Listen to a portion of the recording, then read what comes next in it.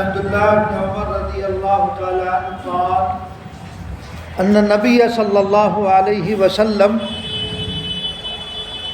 ذكر له صومي فدخل علي فألقيت له وسادة من إدم حشوها ليف فجلس على الأرض وصارت الوسادة بيني وبينه فقال لي إما يكفيك من كل شهر 3 أيام قلت يا رسول الله قال 5 قلت يا رسول الله قال 7 قلت يا رسول الله قال 9 قلت يا رسول الله قال 11 قلت يا رسول الله قال لا صوم فوق صوم داود شطر الدهر صيام يوم وإفطار يوم. جو روایت ابھی آپ کے سامنے پڑھی گئی ہے یہ روایت بخاری میں موجود ہے اور ادب المفرد میں بھی موجود ہے، دیگر کتابوں میں بھی یہ روایت موجود ہے. یہ ایک طویل حدیث ہے. اس میں حضرت عبداللہ ابن عمر رضی اللہ تعالی عنہ اپنا ایک واقعہ بیان فرما رہے ہیں، اور یہ عبداللہ ابن عمر جو ہیں یہ حضرت عمر بن عاص رضی اللہ تعالیٰ عنہ کے صاحبزادے ہیں اور وہ جلیل القدر صحابی ہیں.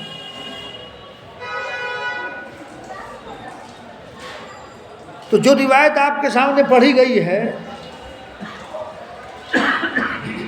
اس روایت میں وہ واقعہ خود بیان فرماتے ہیں. وہ واقعہ کیا ہے؟ اس واقعے سے پہلے ذرا سا یہ سن لیجئے کہ ابھی میں نے بتایا کہ چونکہ عبداللہ ابن عمر رضی اللہ تعالیٰ عنہ کے والد جو ہیں وہ عمرو بن عاص رضی اللہ تعالیٰ عنہ ہیں. ان کا جو نکاح ہوا ایک بڑی شریف خاتون سے، اور وہ شرافت میں معروف بھی، وہ خاندان بھی معروف تھا، اونچے گھرانے سے تعلق رکھتے تھے. نکاح ہو گیا، لڑکی بڑی شریف، یعنی ان کی بیوی حضرت عبداللہ ابن عمر رضی اللہ تعالیٰ عنہ کی بیوی بڑی شریف. تو حضرت عمرو بن عاص رضی اللہ تعالیٰ عنہ نگرانی رکھتے تھے، دیکھ ریکھ رکھتے تھے. ایک روز حضرت عمرو بن عاص رضی اللہ تعالیٰ عنہ نے اپنے بیٹے کی بہو سے پوچھا تمہارے شوہر کا تمہارے ساتھ کیسا سلوک ہے؟ اچھا سلوک ہے؟ تم ان کے اخلاق سے، ان کے سلوک سے خوش ہو؟ تو دیکھیے کتنے بہترین انداز میں بات بیان فرمائی، اور وہ بھی پوچھنے پر، خود سے نہیں بات بیان کی کہ میرے شوہر ایسے ہیں، میرے شوہر ایسے، یہ خود سے نہیں، بلکہ حضرت عمرو بن عاص رضی اللہ تعالیٰ عنہ نے پوچھا اور پوچھنے پر جواب دیا. وہ جواب کیا دیا؟ کہا بہترین آدمی ہے، بہت نیک آدمی ہے، اتنے نیک ہیں کہ جب وہ گھر میں آتے ہیں تو نوافل میں مشغول ہو جاتے ہیں، دن میں روزہ رکھتے ہیں. کیا فرمایا؟ دن میں روزہ رکھتے ہیں، گھر میں جب آتے ہیں تو نماز میں مشغول ہو جاتے ہیں. اب تک کا عرصہ اسی طرح گزر گیا. یعنی بات بھی عمدہ طریقہ پر اور اس میں شکایت بھی ہے. یعنی مجھے وقت نہیں دیتے ہیں، یہ تو مطلب ہے. دن میں روزہ رکھا، رات کو نہ آئے، گھر میں داخل ہوئے، نماز کے لیے نوافل میں کھڑے ہو گئے، عبادت چل رہی ہے، پوری رات عبادت کرتے ہیں، میرے بستر پر تشریف نہیں لاتے ہیں. ہے کتنا عمدہ پیارا ہے، انداز کتنا پیارا. کوئی بات نہیں. تو حضرت عمرو بن عاص رضی اللہ تعالیٰ عنہ نے اپنے صاحبزادے حضرت عبداللہ ابن عمر رضی اللہ تعالیٰ عنہ کو سمجھایا چونکہ باپ کو بہرحال تشویش سی ہوگی، ہونی بھی چاہیے، انہیں بلا کر مناسب انداز میں سمجھایا کہ ٹھیک ہے آپ روزہ رکھتے ہیں، نماز پڑھتے ہیں، اچھی بات ہے، لیکن بیوی کا بھی تو حق ہے، اپنی بیوی کو بھی تھوڑا وقت دو۔ لیکن عبداللہ ابن عمر رضی اللہ عنہ کو کچھ ایسا حال طاری تھا کہ باوجود سمجھانے کے وہ اپنے ان معمولات میں مشغول رہے۔ ایک روز نبی کریم صلی اللہ علیہ وسلم کی خدمت میں حاضر ہوئے حضرت عمرو بن عاص، اور جا کر پورا واقعہ ذکر کیا صاحبزادے سے متعلق۔ کوئی بات نہیں، نبی کریم صلی اللہ علیہ وسلم نے یہ سارا ماجرا جو انہوں نے بیان کیا سن لیا۔ سننے کے بعد حضور پاک علیہ الصلاۃ والسلام کی شفقت دیکھیے، آپ کی ذرہ نوازی کہیے یا آپ کا کرم اور آپ کے اخلاق کی بلندی دیکھیے۔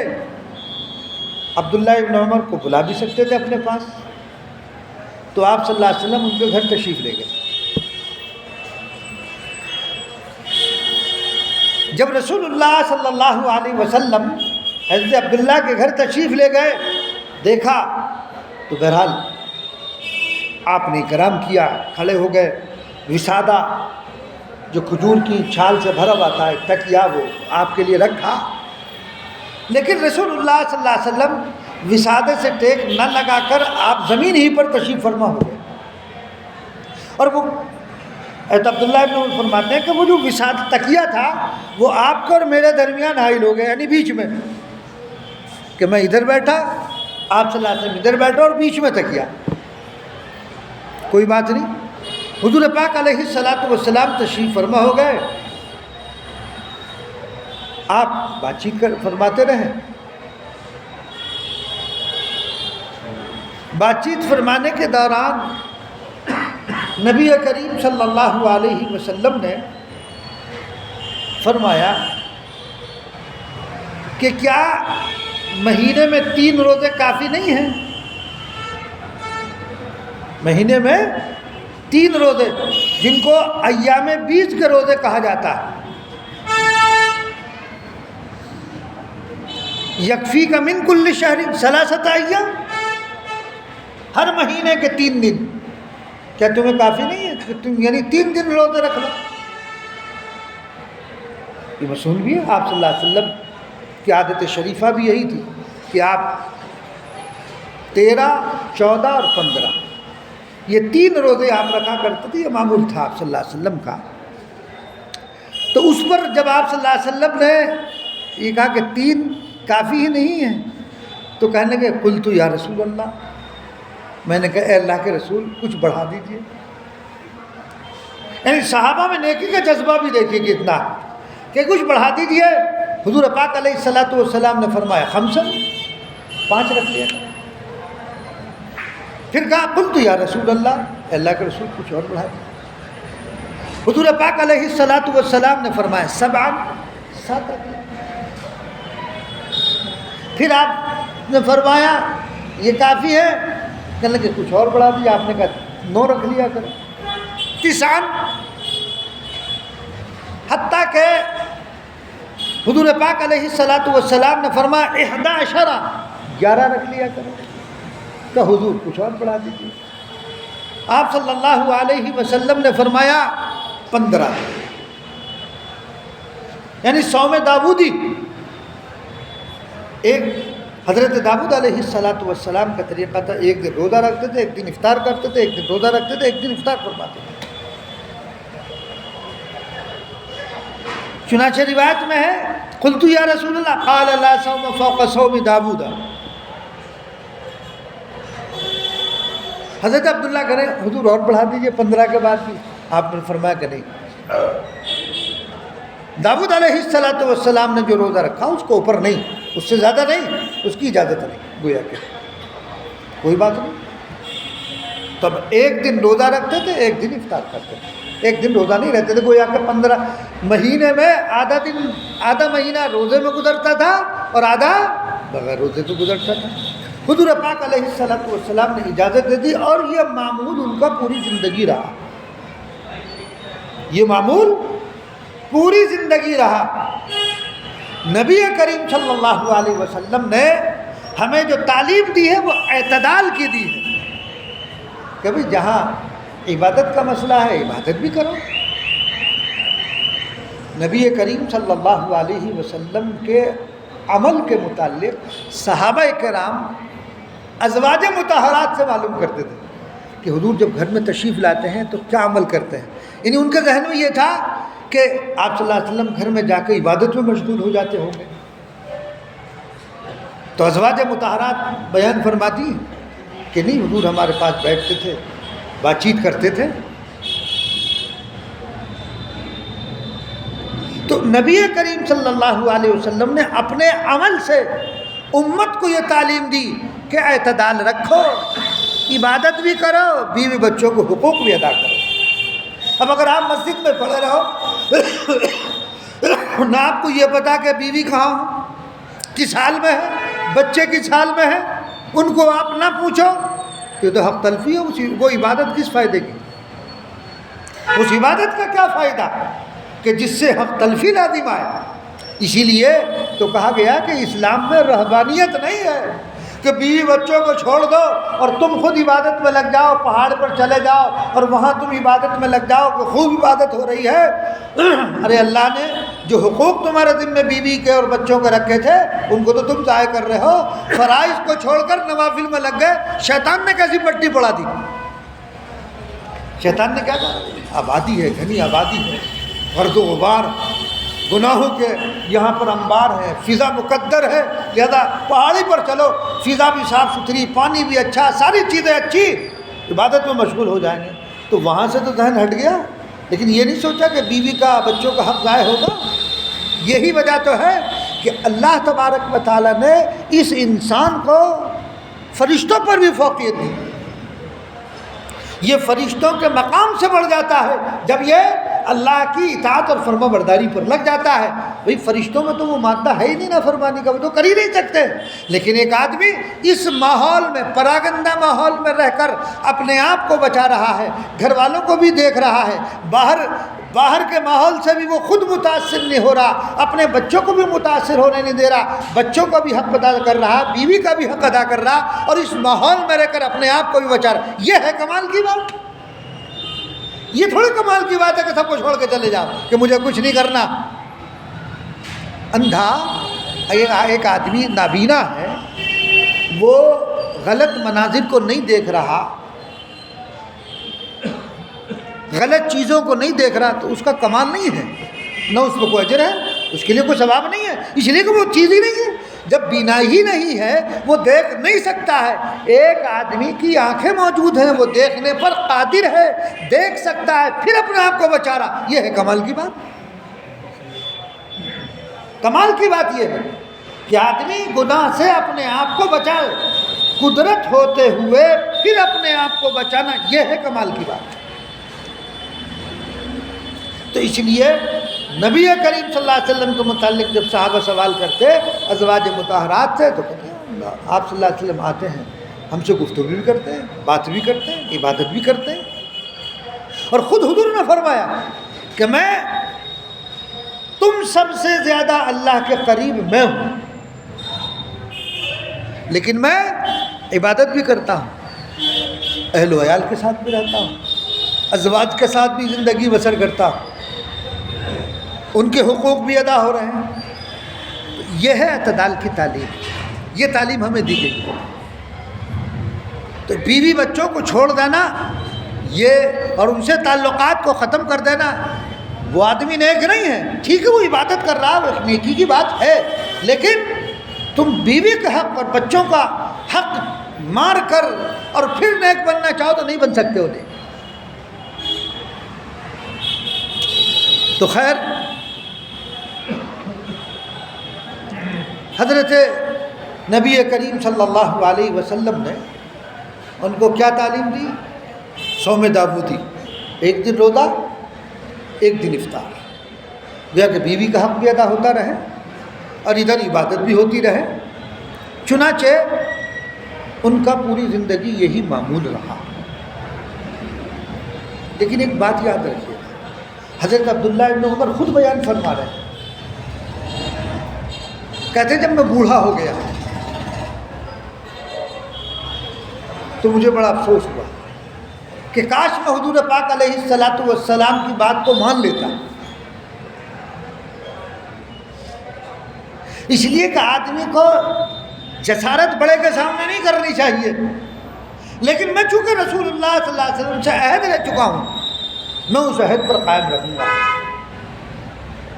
حضور نے فرمایا تھا کہ 3 کافی نہیں ہے، تو مجھے 3 ہی مان لینا چاہیے تھا، اور زیادہ کی فرمائش نہیں کرنی چاہیے تھی.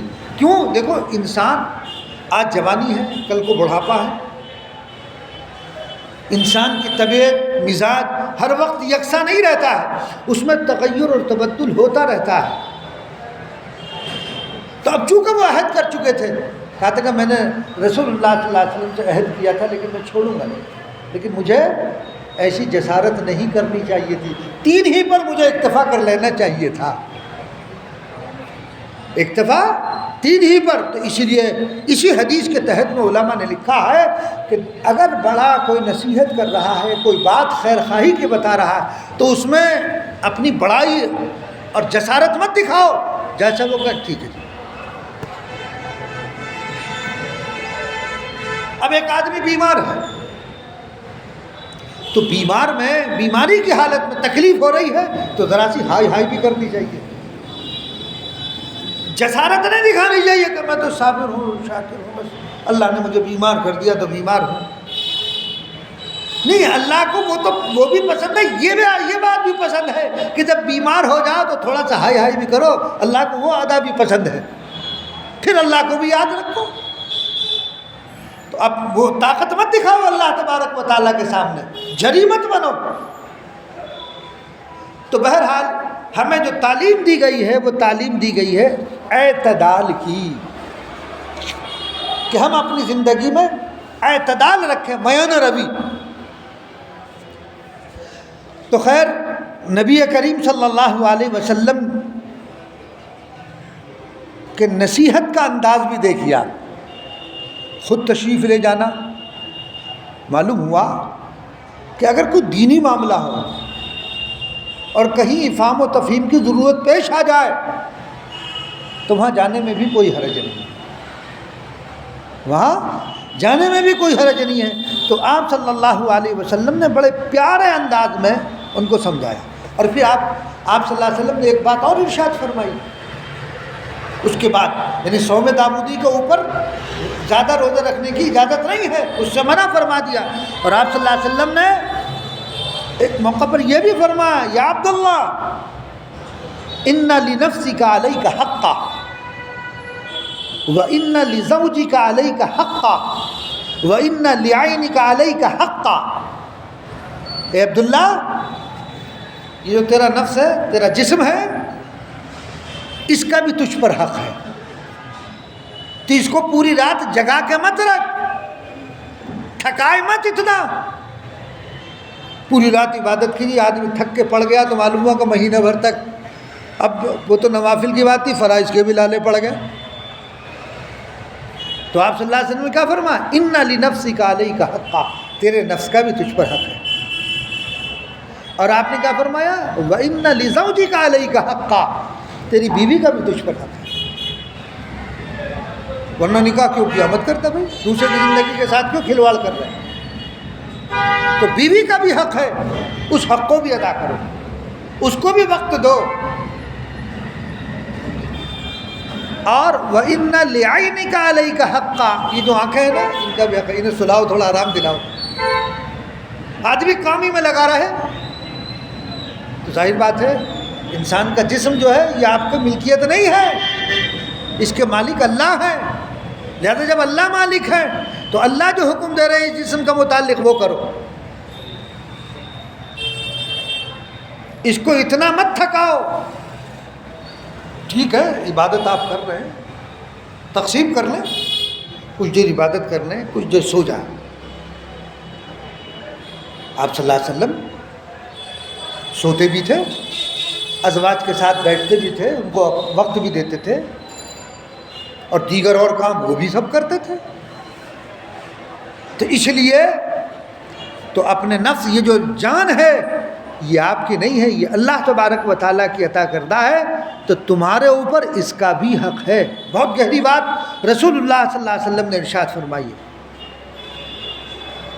یعنی اس بات کی طرف متنبہ فرما دیا آپ نے کہ تمہاری یہ جان، تمہارا یہ وجود، اس کو تم سمجھتے ہو کہ یہ ہمارا ہے، نہیں، یہ ہمارا نہیں ہے، اس کا مالک اللہ۔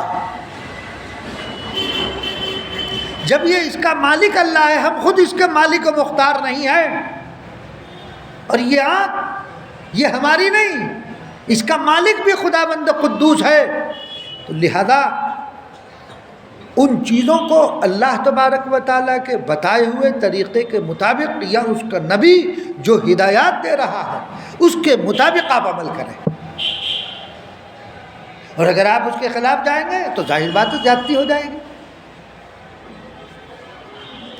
خودکشی کو کیوں حرام قرار دیا گیا؟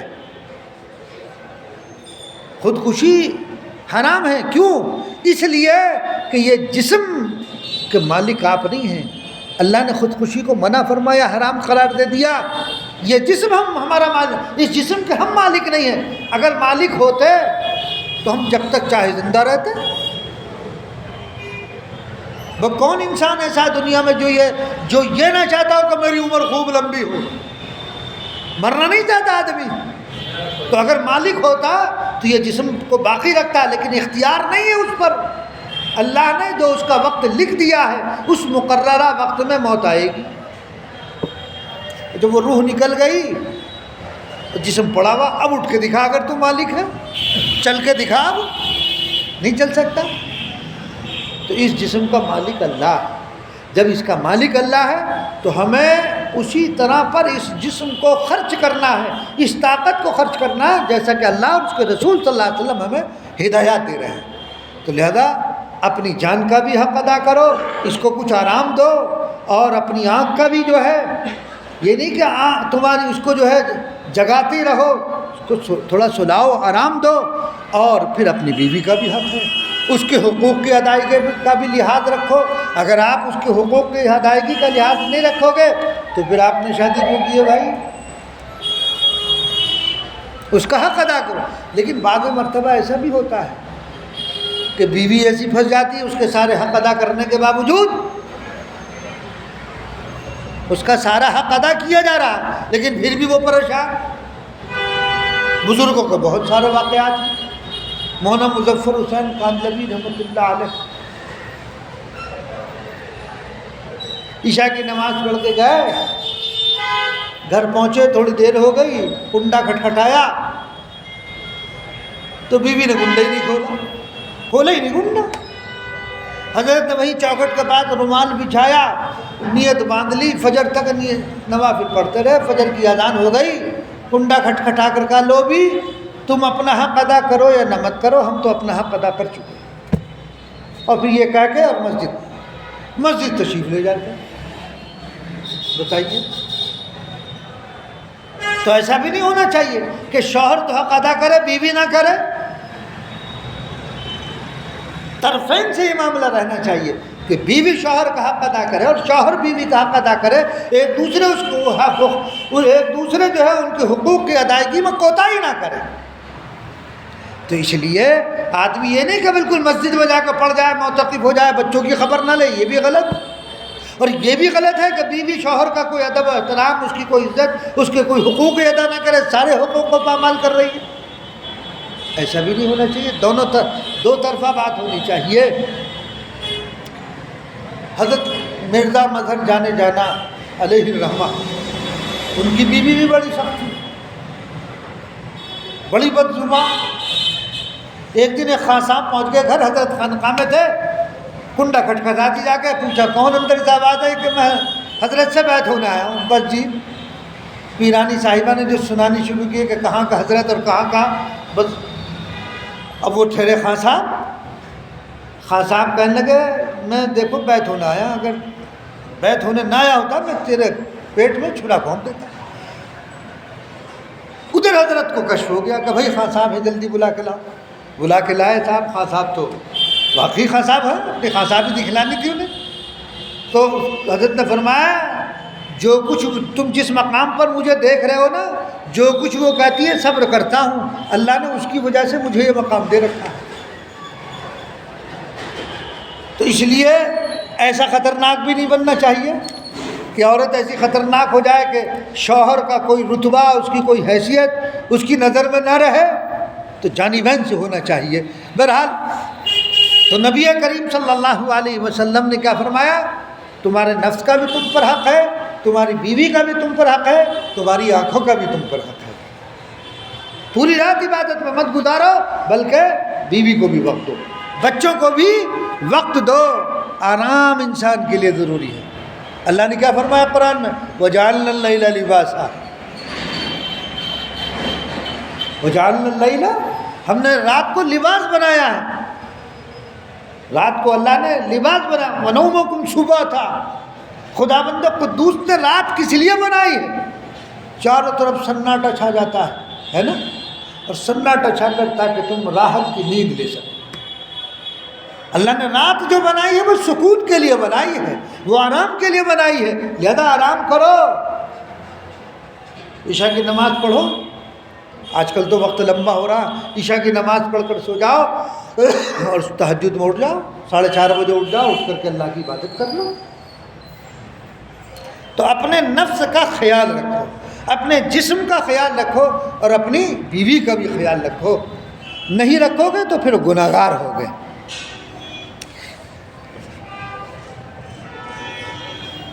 اس لیے ہمیشہ یاد رکھیے شریعت میں احکامات دو طرح کے ہیں. ایک ہے رخصت، ایک ہے عزیمت. رخصت کا مطلب یہ ہے کہ اگر آپ یہ کام کر لو تو اس میں رخصت ہے، جائز ہے. عزیمت یہ ہے کہ اس کام کو مت کرو. مثال کے طور پر آپ کہیں پھنس گئے، ایک آدمی کہہ رہا کافروں کے بیچ میں پھنس گئے، وہ کہہ رہے کہ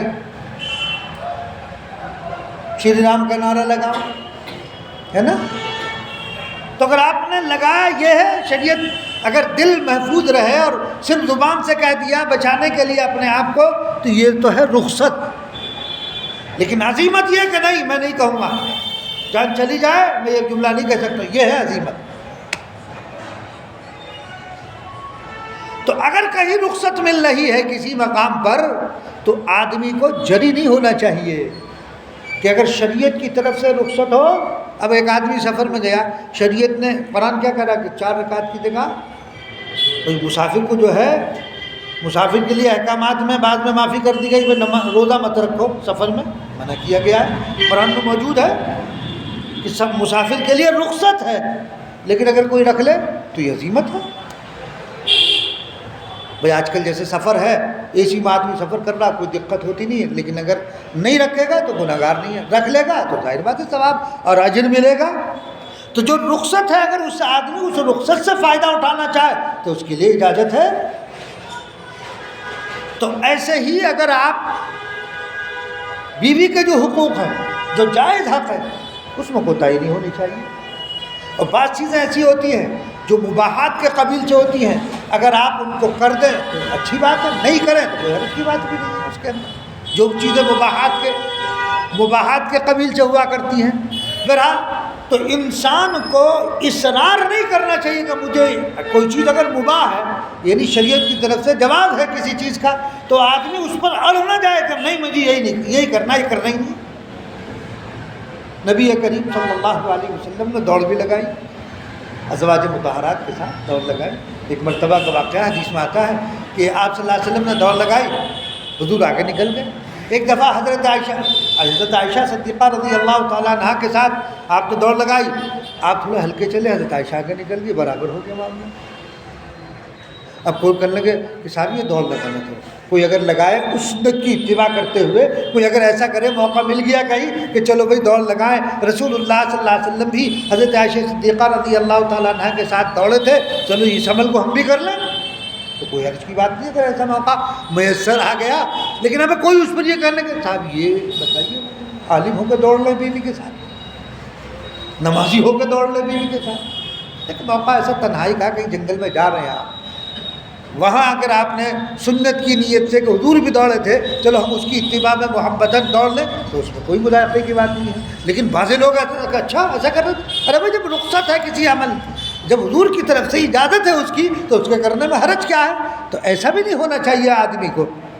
اسی لیے فقہا نے لکھا ہے کہ اگر آپ کو نا راستے میں 2-4 گیہوں کے دانے مل گئے اور آپ کہتے پھر بھائی یہ گیہوں کے دانے کس کے گرے ہیں، تو 2-4 گیہوں کے دانے کی کوئی اہمیت ہی نہیں ہوتی. اگر کسی کو معلوم بھی ہو جائے تب بھی اس کے نزدیک اہمیت نہیں 2-4 دانے گیہوں کی. تو لکھا ہے کہ اس کے کوڑے لگائے جائیں گے. یہ بڑا تصوف بگاڑ رہا ہے، بڑی بزرگی بگاڑنا چاہ رہا ہے، بتا رہا ہے بھائی جس چیز کی اہمیت نہ ہو تم اس کو جو ہے لیے پھر رہو، یہ بتانے کے لیے کہ میں اتنا متقی اور پرہیزگار ہوں، تو اپنا تقویٰ دکھانا چاہ رہے ہیں. اگر کسی کے 5 پیسے گر جائیں تو 5 پیسے کی تو کوئی حیثیت کسی کے نزدیک ہے نہیں. اب آپ لیے پھر رہے ہیں، آپ اعلان کرا رہے ہیں، 5 پیسے کسی کی گر، تو یہ تو بے وقوفی اور حماقت کی بات ہوگی. تو اس لیے فقہا لکھا کہ اگر ایسی معمولی چیز جس کی طرف توجہ نہ ہو، مالک کو پتہ بھی چل جائے تو وہ 2-4 دانے گیہوں کے لے کر کیا کرے گا؟ تو قاضی کے کوڑے لگاؤ. یہ اپنا بزرگی جتا رہا ہے، اپنے تقویٰ بتانا چاہ رہا اپنا، یہ تقویٰ نہیں بتانا چاہ رہا، در حقیقت کبر ہے اس کے اندر، بڑائی ہے. تو بہرحال بات یہ ہوئی کہ نبی کریم صلی اللہ علیہ وسلم نے حضرت عبداللہ بن عمر رضی اللہ تعالیٰ عنہ کو اعتدال کی تعلیم دی. اپنے اندر اعتدال رکھو، بیوی کا حق بھی ادا کرتے چلو، بچوں کا حق بھی ادا کرتے چلو، عبادت بھی کرتے رہو، کوئی حرج کی بات نہیں ہے. ورنہ اس دور میں اگر تم نے ایسا کر لیا دوسرے دن ہی کھڑا جم جائے گا. بھائی شادی کر کے لائے، اگر بیوی کے ساتھ تم نے جو ہے وقت نہ دیا، تم شادی کر کے لائے اور اپنا نماز میں 3 دن کے اعتکاف میں بیٹھ گئے، تو وہ بیوی کہے گی کہ میں یہاں تنہا ہوں، میرا شوہر جو ہے اعتکاف میں بیٹھ گیا تو میں کیا کروں، میں بھی اعتکاف نہیں بیٹھوں گی. تو آج کل تو لڑکیاں برداشت نہیں کرتی بالکل. تو اس لیے اس کا جو واجب حق ہے وہ تو ادا کرنا ضروری ہے. اب یہ آدمی تقویٰ بگاڑنے لگے، نہیں بیوی سے بھی زیادہ نہیں، ان کو بھی زیادہ وقت نہیں دینا چاہیے، زیادہ نہیں گزارنا چاہیے. ارے بھائی شریعت کہہ رہی ہے، تو اپنی طرف سے یہ باتیں گھڑ رہا. شریعت جب ایک چیز کو کہہ رہی تو اس کا جو حق ہے اس کا ادا کرو نا. تو بہرحال اعتدال ہمارے اندر رہنا چاہیے. افراط اور تفریط سے ہمارا مذہب منع کرتا ہے کہ افراط بھی نہیں ہو، کمی بھی بہت نہ ہو، زیادتی بھی بہت نہ ہو. نہ افراط ہو بہت زیادہ، نہ کمی ہو بہت زیادہ، اس میں اعتدال رہنا چاہیے. اور جب اعتدال کے ساتھ زندگی آدمی گزارے گا تو پھر انشاءاللہ پریشان نہیں ہوگا، پھر پریشانی نہیں آئے گی اگر اعتدال کے ساتھ اپنی زندگی گزارے گا. اب کوئی آدمی وہ رات دن گھر میں رہتا، کچھ نہیں کرتا، تو گھر والوں کی نظر میں وہ نکمہ ہو جائے گا کہ یہ گھر میں پڑا رہتا ہے، یہ نہ اس کو کوئی کام ہے نہ دھام ہے، باہر جا کر جاتا بھی نہیں ہے، تو ویلیو کم ہو جاتی ہے آدمی کے گھر میں اس طرح سے. تو اس لیے اعتدال کے ساتھ گھر میں بھی رہو، بچوں کو بھی وقت دو، اور اپنا جو کام کاج ہے وہ بھی ادا کرو. شریعت کے جو احکامات ہیں ان کی پابندی کرتے رہو. نماز کا وقت آ جائے نماز ادا کر لو، حج کا موسم آ جائے فرض ہے وہ ادا کرو، رمضان آ گیا روزے رکھ لے وہ ادا، مطلب تمام حقوق سب کے برابر ادا ہوتے رہنے چاہیے. اللہ تبارک و تعالی ہم سب کو اس پر عمل کی توفیق عنایت فرمائے. اللہم صلی علی سیدنا مولانا محمد